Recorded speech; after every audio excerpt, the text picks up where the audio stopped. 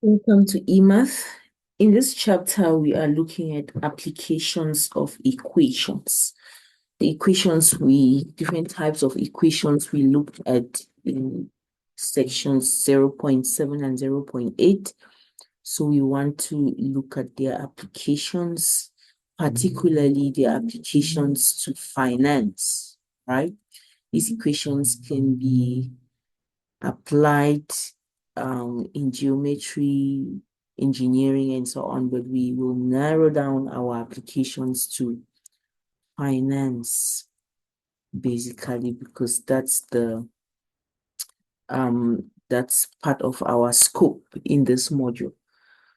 Okay, so in order for us to start, I would like us to look at some terminology, some formulas that will be very crucial in the application examples that we are going to be looking at. So the first one is fixed cost.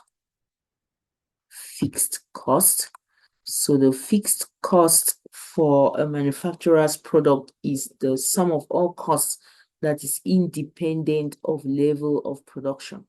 Sum of all costs that is independent of level of production. All right. For instance, rentals. So if I'm renting a factory shop, for instance, where I produce goods, no matter how many units of the goods I produce, my rent doesn't change. So rental is a good example of fixed costs. The second one is variable cost. Variable cost. So variable cost is cost that is dependent on output or level of production. For instance, cost of production materials.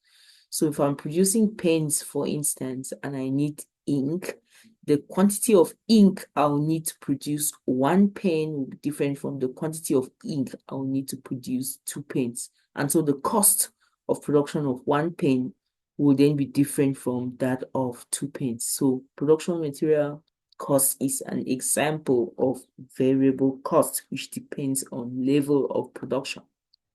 So we then have that the total cost is equal to fixed cost plus variable cost.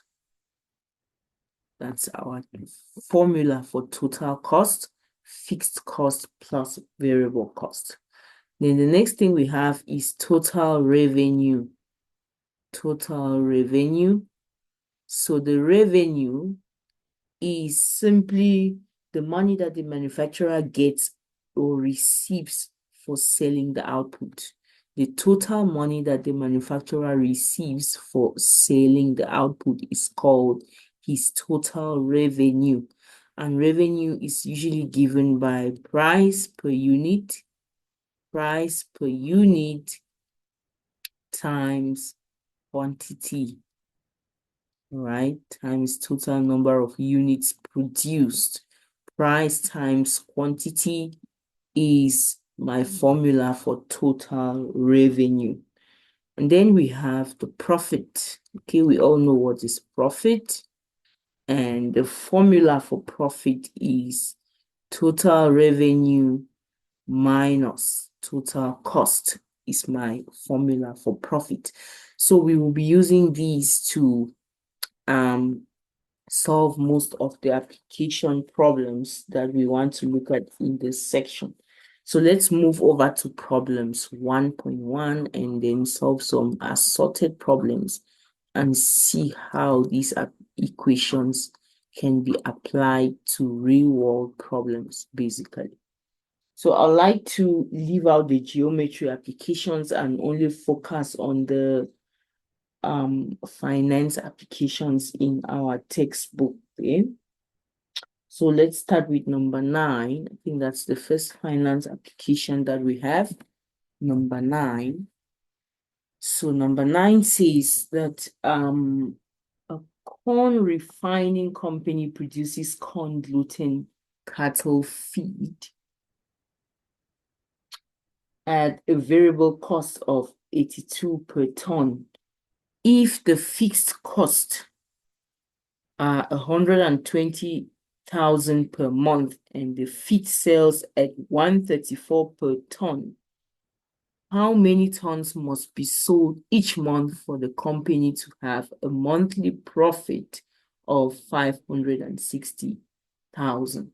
Okay, so we are given the statistics of the production and sales of corn gluten cattle feed, and we are asked to find how many tons must be sold so that the profit can be a certain amount. Now, we all know that profit, okay, so this is an application to profit, basically. So what will help us here is our profit formula. Profit is equal to total revenue minus total cost. So all I need to do is just to say that declare my variable first, all right? If I let X be the number of tons, let X be the number of tons that need to be produced for the profit to be 560,000. Let X be the number of tons, all right? So I'll be solving for X. So I have this equation, profit equation here, that I will substitute what I need to substitute for profit, for total revenue, and for total cost, and solve for X in the process. So I'm told that the profit needs to be 560,000. Okay, profit 560,000 equals total revenue minus total cost. Now, total revenue, we've seen that it's given by price per unit times number of units, price times quantity. So the price for each unit we are given in the question to be $134 per unit. 134, that's the price per unit, times number of units. We already said that X tons will be produced, all right? Because 134 is the price per ton. Then times number of tons, which is X. So this is my total revenue minus total cost. We also saw that total cost is variable cost plus fixed cost. Now let's look at our fixed cost. We are told that the fixed cost is 120,000, right? Plus variable cost. And variable cost, we know, is the cost for 1 unit times the number of units. So the cost per ton is 82 times X tons gives us the variable cost. Okay, so we have then formulated this linear equation, profit equation, to solve for X, which will be the number of tons that need to be produced for profit to be 560,000.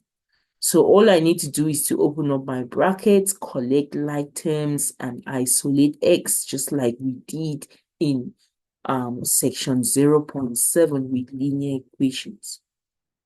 So 560,000 is then equal to 135x minus 120,000 minus 82x. Okay, so in these sections, your calculators will be very, very instrumental in solving these things, basically.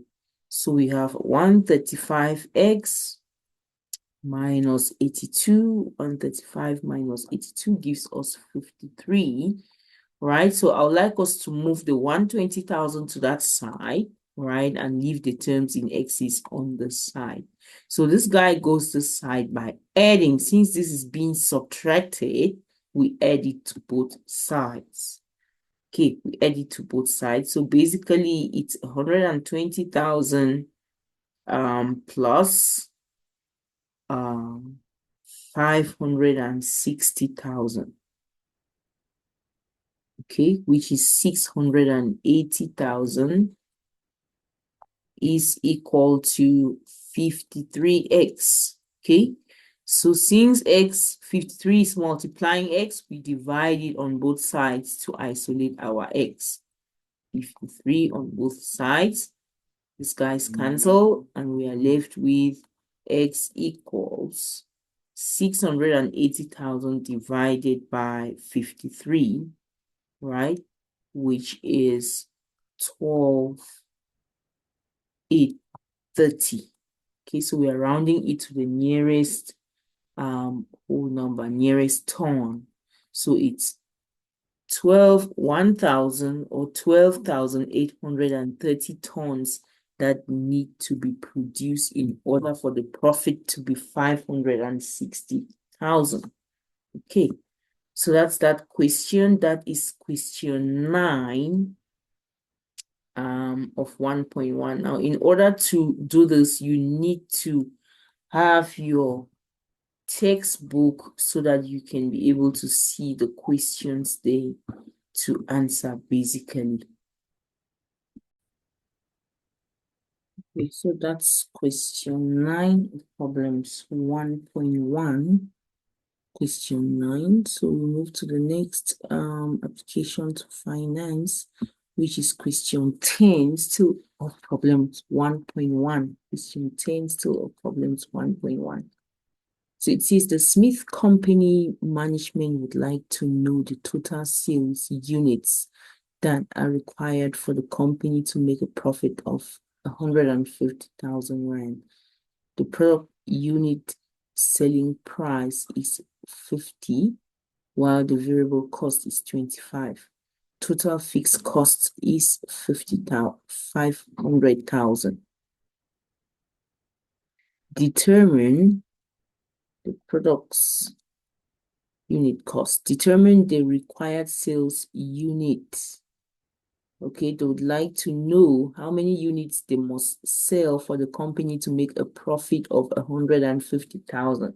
So this is also a case of a profit application, all right, where we know that profit is given by total revenue minus total cost. This example is very similar to the previous one. So they want a profit of so we start by letting x, let x be the number of units. Let x be the number of units that must be sold for us to get a profit of 150,000. So if x is the number of units, then we substitute our profit in there in the form, in the equation, profit equation. So 150,000 is going to be equal to total revenue. Total revenue is going to be price times quantity, all right? Price per unit times number of units, basically. So we are told that the product's unit selling price is 50. So 50 times X units gives me my total revenue minus total cost. We also know that total cost is fixed cost plus variable cost. Fixed cost is 500,000 and variable cost is 25x because the cost for 1 unit is 25. So for x units, it will be 25x. So we have this linear equation again to solve for x. So all we need to do, collect like terms, move my 500,000 to the side. I just want to be sure that this profit is 50,000 and not 150,000 and not 1.5 million. Okay, it's question 10, 150,000 and the total fixed cost is 500,000. Okay. So if I move my 500,000 to that side by adding it to both sides, this becomes 650,000 is equal to 50 minus 25 is 25x. Then I can divide both sides by 25 like we normally solve linear equations. 25's cancel each other. 650,000 divided by 25 will then be my sales unit. right? 26,000. So it gives me X is 26,000 units of this product need to be sold in order for us to make a profit of 150,000. So in solving these application problems, the main thing is to identify which of the finance applications the question is referring to. Is it referring to revenue or profit or cost? Then use the corresponding equation as your equation, substitute the given information and solve the resulting equation. So it will not always be a linear equation, as we will see in upcoming examples.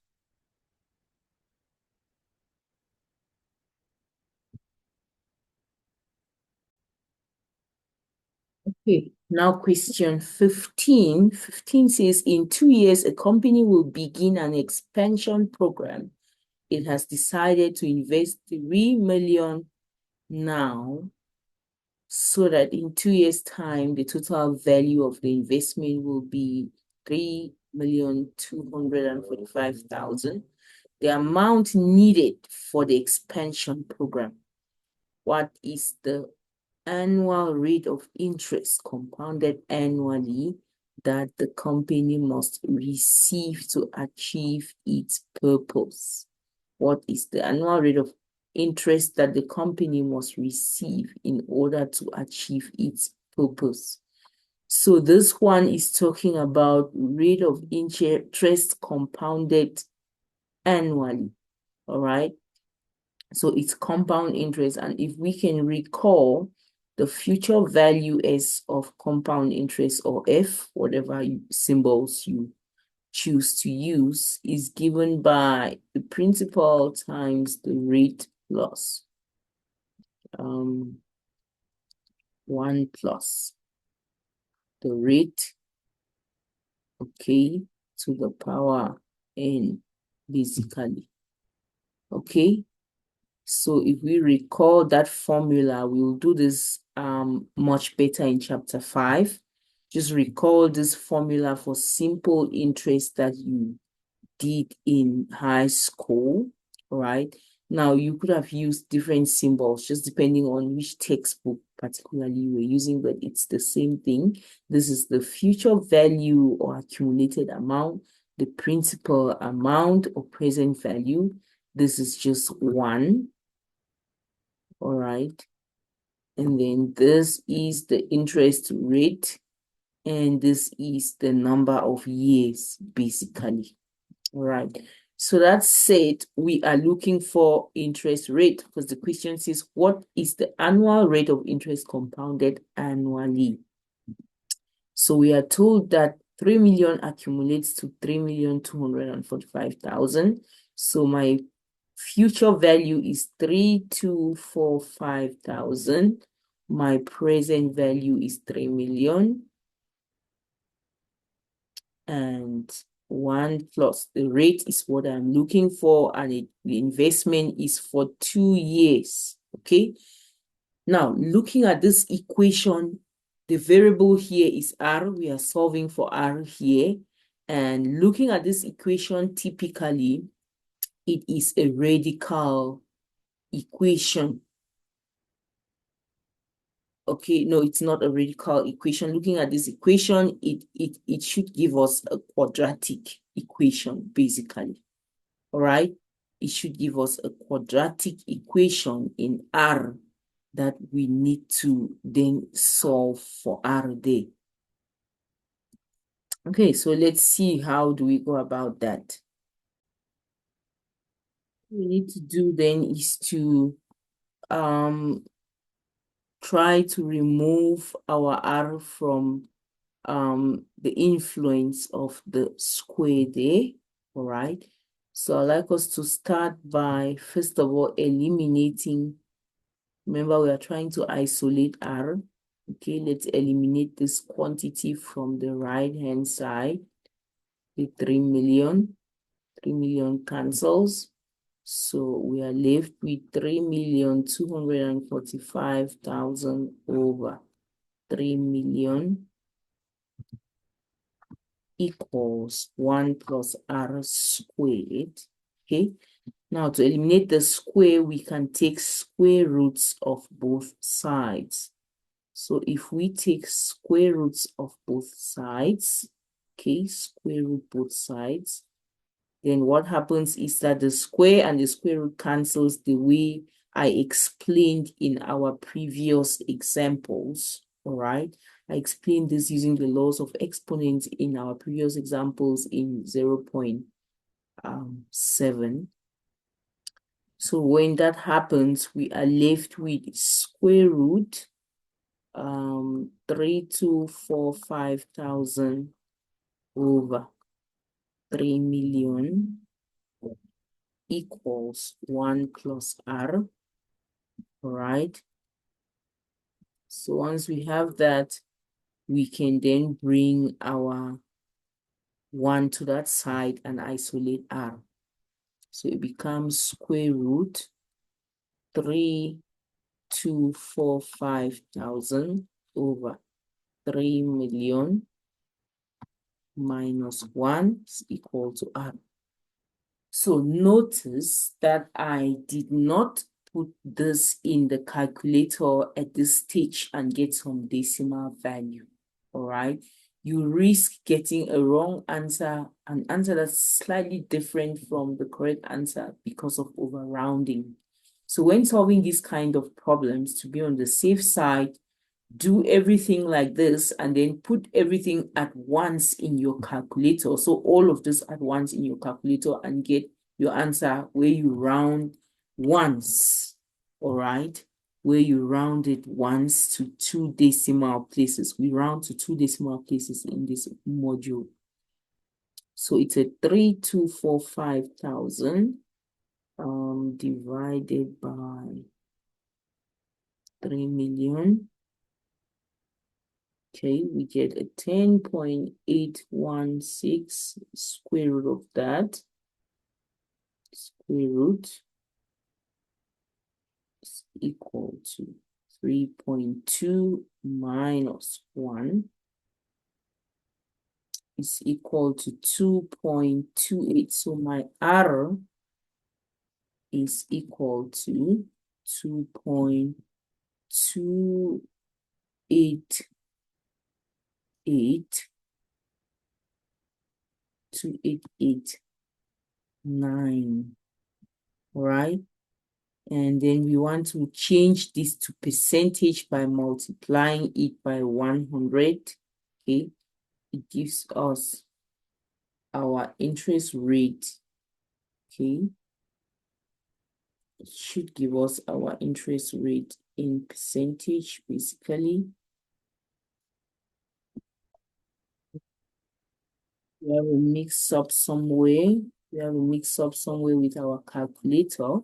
So I'll just quickly put this back into my calculator. So it's a 3,245,000 divided by 3 million, right? My square root of that minus 1. So square root of it is 1.0400 minus 1 becomes a 0. So my error is 0.0400, all right?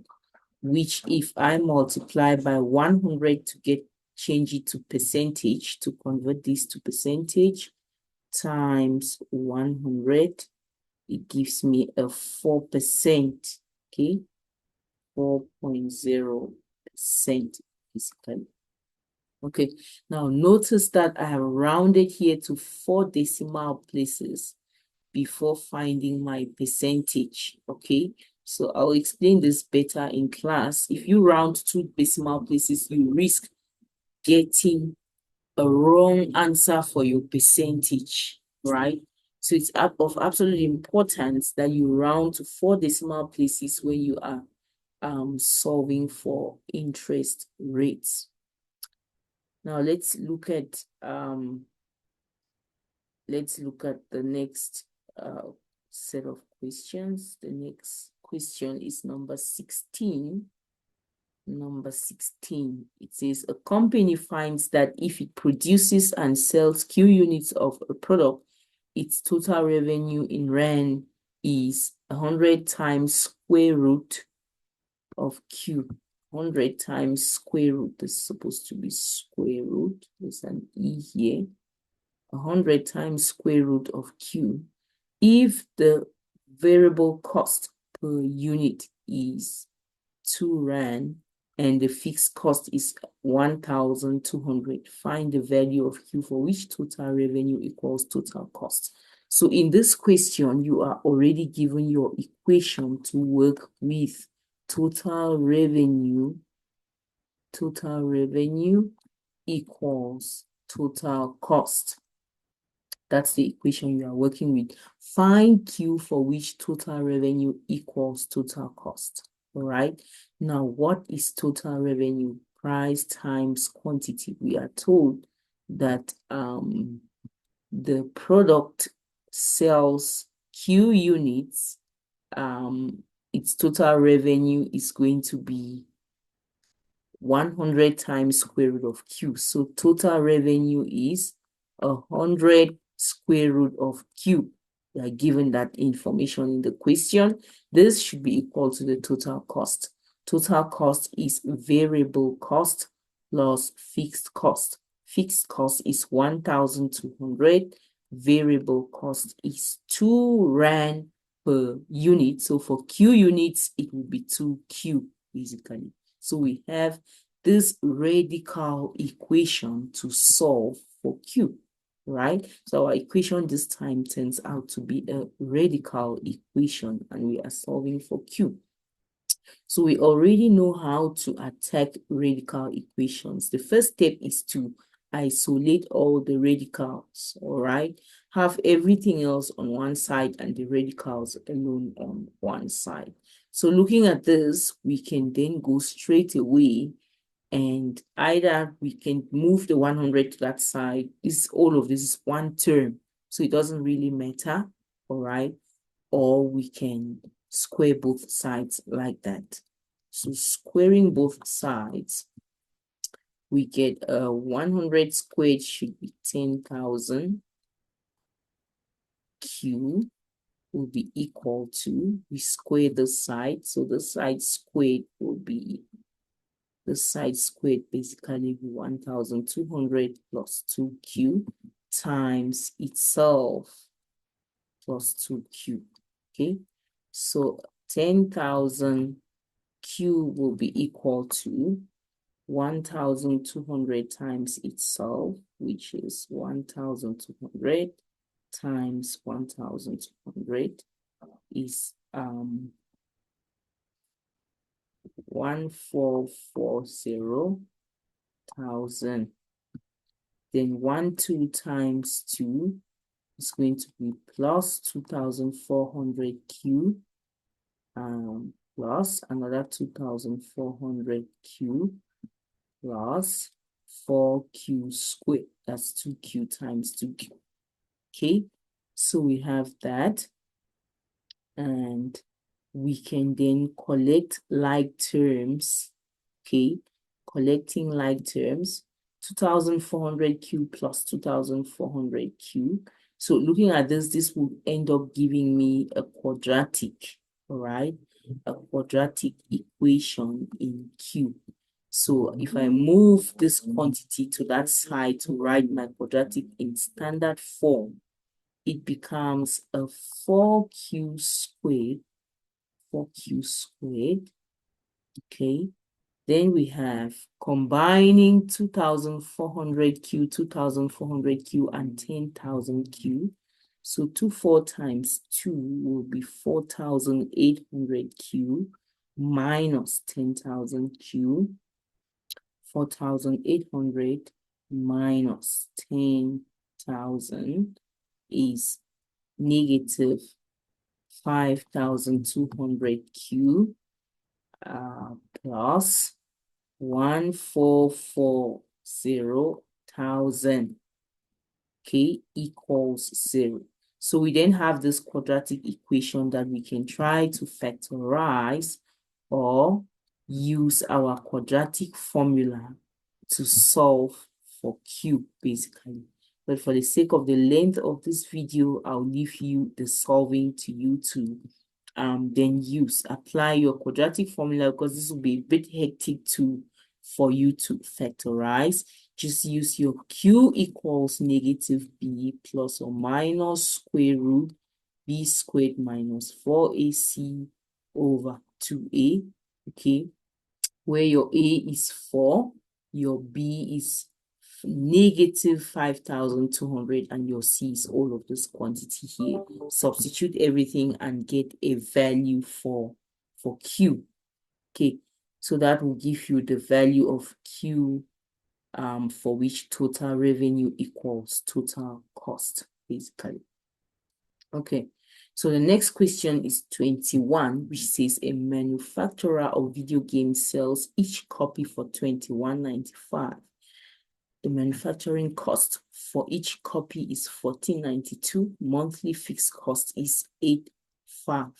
During the first month of the sales of a new game, how many copies must be sold so that the manufacturer can break even? Now, break even is the point at which total revenue equals total cost. All right. At break even, you neither have a loss nor a profit. The total revenue is just equal to total cost. So break even, the equation for break even is then the equation that we need to use here, okay, as our equation that we want to solve. So at break even, total revenue equals total cost, and we are looking for how many copies. So this question is very similar to the previous one. How many copies must be sold for us to break even? All right, so what's my total revenue here? Again, revenue is price per unit times number of units. Since we are being asked how many copies must be sold, we can let our X be the number of copies that should be sold for us to break even. Let X be the number of copies that must be sold. So we then transform this equation into some equation in X, solve for X, and get our number of copies, basically. So we are told that the video game sells for $21.95 each, all right, each copy. So price $21.95 times quantity X gives me my total revenue, all right, should be equal to total cost. Total cost is total fixed cost plus variable cost. Fixed cost is 8,500. Variable cost is $14.92 for one copy times X copies gives me my total variable cost for X copies. So I end up with this linear equation in X to solve for X, basically. Okay, so I can just move my 1492X to that side to combine like terms, all right? So it's a 21.95X minus 14.92X equals 8,500, basically. Solving linear equations, all right?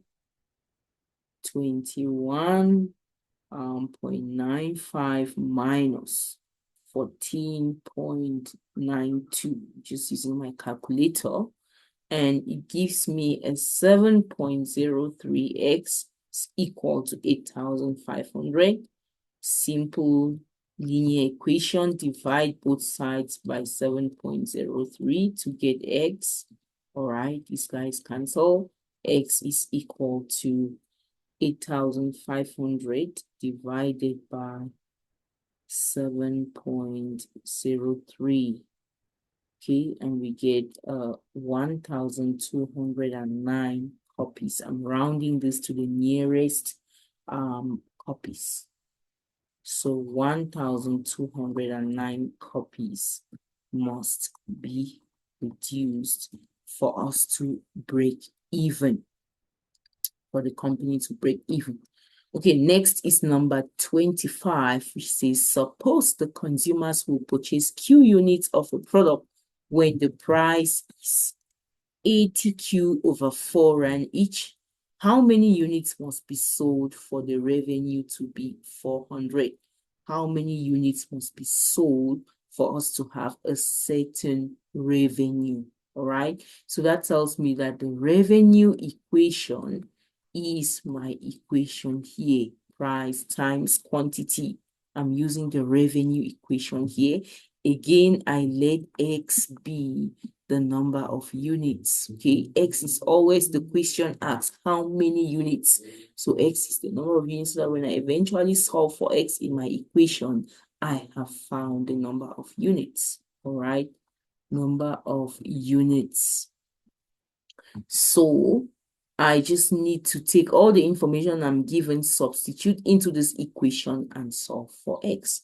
Total revenue, they need a revenue of 400, all right? Price is 80 minus Q over 4. That's the price for each unit. And X is the total number of units, the quantity that will be produced, all right?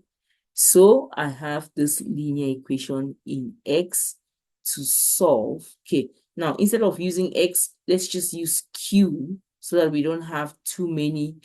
Okay, Q has already been given to us. Price is already, consumers will purchase Q units. Okay, so Q units, in this case, our units have been given to us as Q, so we don't need to use X anymore. All right, we don't need to use X anymore. We just maintain Q there. Okay, so this is clearly a quadratic form. Okay, if we were to open up our brackets, we will probably get a quadratic equation in standard form to solve. So it becomes 80Q, Q times 80 minus Q times that is a Q squared over 4. Okay, which is, bring our 4 to that side, it becomes 1600 equals 80Q minus Q squared. Okay, if we move everything to that side to write our thing in standard form, we get a Q squared minus 80Q plus 1600 equals 0. So this is clearly a quadratic equation in Q. Okay, and you can quickly also still use your Q equals negative B plus or minus square root B squared minus 4AC over 2A to solve this, where A here will be 1, B is negative 80, and C is 1600. Substitute all of those into this. You will get one of the answers negative and the other one positive. Then you are going to disregard the negative answer because we are talking about quantity of products which cannot be negative. And the positive answer will then be your final answer for this. So for the sake of the length of this video, I wouldn't go into that. Okay. Then the second to the last one, which is number 31, it says the monthly revenue of a certain company is given by 800p minus 7p squared, where p is the price of the product. At what price will the revenue be 10,000 if the price must be greater than 50? At what price would the revenue be 10,000 if price must be greater than 50? Okay. At what price will the revenue? We are given revenue. So again, total revenue equals price times quantity is the equation that we need to be using here. Okay. So at what price will we want to look for P, for which R equals, total R equals 10,000. Okay, and we want to look for the price P. The monthly revenue of a certain company is given by this guy here, where P is the price of the product. At what price will the revenue be 10,000? Okay, so in other words, we are given the equation for revenue, all right? We are told that revenue, which is price times quantity, is actually given by 800p minus 7p squared in terms of price. That's what this question provides for us, right? So find p for which 800p minus 7p squared is equal to 10,000. Basically, that's what they are saying we should do. So it gives us then a quadratic clearly, which we can write in standard form as 7p squared minus 800p plus 10,000. And use our quadratic formula again. P equals negative b plus minus square root b squared minus 4ac over 2a to solve, where my a is this guy, b is negative 800, and c is 10,000.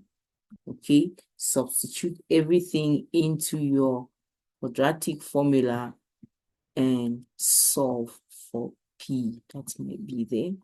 And solve for p. Okay. Then lastly, we have the market equilibrium question. So market equilibrium is the point where demand is equal to supply. So when the demand is equal to supply for any product, we said that the market is at equilibrium. So this question says when the price of a product P, the price of a product is P rand each. Suppose that the manufacturer will supply 2P minus 10 units of the product to the market, and the consumers will demand to buy 200 minus P units. Find the value of P for which demand equals supply. All right. Demand equals supply. That's basically our equation. And we are told that the demand is 200 minus P, while the supply is 2P minus 10. So it brings us to this linear equation to simply solve for P. All right. So if I move this negative P to that side and bring the 10 to the side, collecting like terms, I get a 200 minus 10 equals 2P plus P. All right, so it's a 190 equals to 3P. Divide both sides by 3 to get my P equals 190 over 3, basically. Okay, and that is the price in rand that they must sell at for demand to be equal to supply, or for the market to be in equilibrium. Okay, so that's that for that video, and I'll see you shortly in our next video.